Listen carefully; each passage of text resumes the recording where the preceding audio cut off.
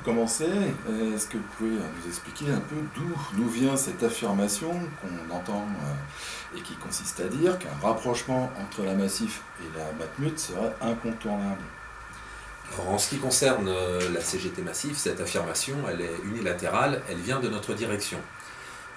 Elle s'appuie sur des éléments qui ne sont pas factuels, et d'ailleurs c'est un constat qui n'est pas partagé, nous n'avons jamais pu débattre des éventuels constats qui ont amené à cette affirmation.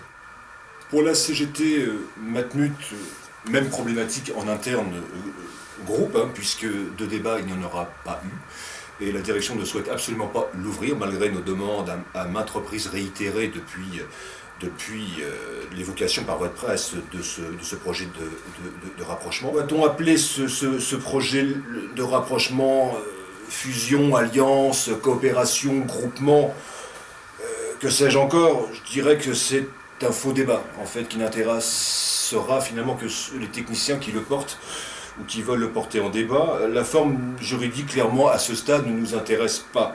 Ce qui nous intéresse bien davantage, c'est effectivement de savoir, de pouvoir déterminer quel est l'objectif réel de ce projet, et surtout les conséquences pour les salariés. Et alors, qu'est-ce que le syndicat CGT pense de cette affirmation? Alors, pour nous, d'une part, nous ne partageons absolument pas l'affirmation qui consiste à dire que nous sommes obligés de nous rapprocher ou de nous allier. Et nous sommes confortés dans notre analyse également par l'expert comptable du CCE qui partage également notre vision. Concernant la CGT Matmut, on nous présente ça comme étant incontournable. Alors incontournable peut-être, incontournable jusqu'à quand, puisqu'on va rappeler qu'il y a quand même eu des projets qui ont été inscrits dans le marbre au départ, qui étaient très importants et qui n'auront finalement duré que quelques mois. On peut citer l'exemple de l'épargne-vie dans laquelle on a investi les forces vives de l'entreprise pour au final abandonner le projet très rapidement. Donc on peut se demander si ce rapprochement sera pérenne ou pas. Mais alors, est-ce que la Massif est vraiment obligée d'en passer par un tel rapprochement? N'y a-t-il pas d'autres moyens d'envisager l'avenir? Alors pour nous, clairement, oui, il y a d'autres moyens, parce que la Massif possède des avantages qui ne sont pas discutables, et elle a des fondamentaux sur lesquels elle peut s'appuyer. Alors pour ne citer que quelques exemples, nous avons déjà 5 millions de sociétaires, même un petit peu plus, sur lesquels nous pouvons nous appuyer. Par ailleurs, nous avons un savoir-faire qui est reconnu, et enfin nous avons une notoriété qui est aujourd'hui largement diffusée et connue, et de ce fait, nous pouvons nous appuyer sur ces avantages-là pour pouvoir nous en sortir seuls. C'est en tout cas notre analyse. Alors, nous ne nous voilons pas la face, nous savons que nous avons des difficultés avec nos résultats et en matière de développement également. Toutefois, nous pensons qu'avec les avantages que je viens de vous citer, il serait préférable de commencer à chercher des solutions internes, et que si d'aventure nous n'arrivions pas à trouver de solution interne, à ce moment-là, il faudrait envisager d'autres solutions telles qu'un rapprochement ou en tout cas un adossement avec quelqu'un d'autre. Oui, et puis on peut rappeler aussi que des coopérations existent déjà. On peut parler d'IMA, Socram.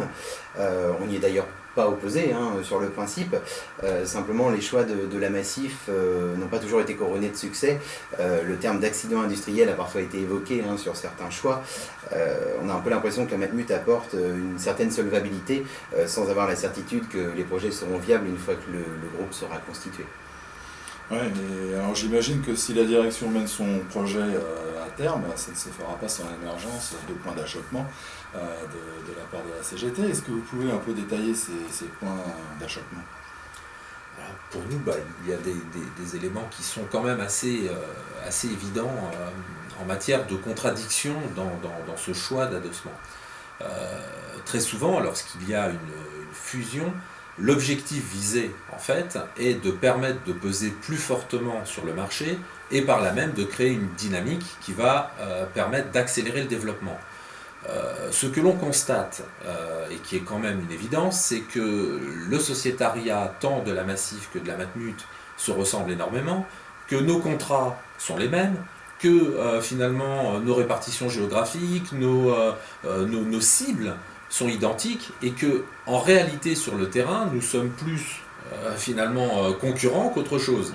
Donc l'alliance de deux concurrents ne permettra pas l'objectif visé par une fusion, qui est donc de pouvoir se développer plus fortement. En revanche, ce qu'elle peut permettre, c'est à contrario de pouvoir réaliser des économies sur les frais généraux et sur sa composante principale qui est la masse salariale.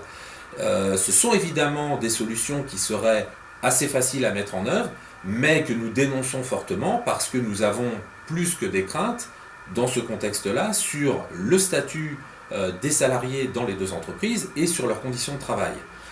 Donc pour nous, on voit bien que le risque, et c'est ce pourquoi nous voulons nous exprimer, c'est que ça pèse très fortement sur les salariés. Par ailleurs, si on reprend le modèle initial de Spheren, ce modèle visait à réaliser des économies d'échelle, ce que nous ne contestons pas dès lors que ces économies portent, comme il était prévu à l'origine dans Spheren, qu'elles soient réalisées sur notamment les achats assurance ou hors assurance. Ça, nous partageons cet objectif-là. Un autre objectif de Spheren consistait à mettre en commun le réseau des réparateurs, voire celui des experts. Dès lors que nous mettons en œuvre ces éléments-là pour permettre un meilleur maillage du territoire, un meilleur service, une homogénéité des services, ça nous va bien. Maintenant, ce que nous avons constaté d'ores et déjà, c'est qu'en ce qui concerne Spheren Réparation, la réalité, ça a été de peser beaucoup plus fortement sur le coût de la réparation et de ce fait créer des conséquences sociales importantes déportées sur les partenaires avec lesquels nous travaillons. Donc ça, évidemment, c'est loin de nos valeurs. Constat partagé également par la CGT Matmut. On a été très peu d'organisations syndicales, me semble-t-il, dans les deux groupes, à défendre effectivement la situation sociale de nos confrères garagistes dans le cadre de Spheren Réparation, sans avoir d'ailleurs eu beaucoup d'échos en retour. Ça ne semblait pas intéresser nos directions. Pour avoir interrogé la nôtre en interne, j'ai cru bon devoir rappeler notre président à l'idée quand même des valeurs mutualistes du groupe, et malheureusement nous n'avons pas eu de retour très satisfaisant à ce niveau-là. Évidemment, un certain nombre de points d'achoppement sur ce projet-là. L'assurance court après de nombreuses années après le modèle notamment organisationnel des banques. On court plus récemment depuis la dernière crise qui n'est hélas pas finie de 2008, après la fameuse logique du too big to fail, c'est-à-dire trop important, trop gros pour tomber. Bon, pense-t-on sérieusement que le rapprochement entre nos deux groupes, aussi important soit-il, mais sachons raison garder, le cumul de nos chiffres d'affaires est de l'ordre quand même d'une dizaine de milliards, à rapprocher des géants du monde de l'assurance, en quoi allons-nous peser? Il faut être un peu sérieux quand même. Et bien entendu, nous n'avons strictement aucune réponse. Autre interrogation, la gestion prudentielle reconnue d'ailleurs par nos confrères du milieu professionnel.